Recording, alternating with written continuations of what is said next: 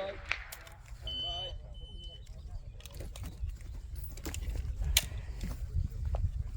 I think my doper's about right. I think the wobble was the problem. So I held What's the wind? 4? 0.4. I actually dialed it as well. I just thought I'll just leave it now. Whether that was the right thing to do, I don't know. They weren't missing by much.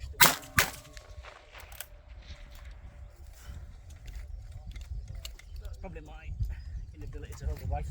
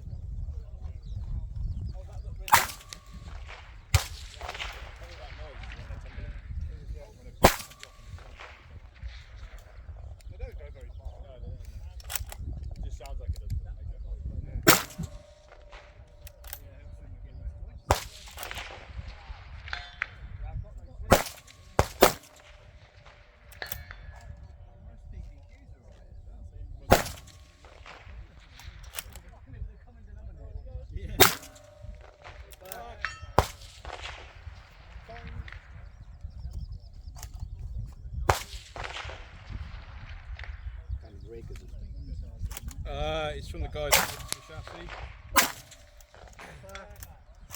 Nice one. Yeah, it works really well. Nothing much blast back. No, you don't feel anything.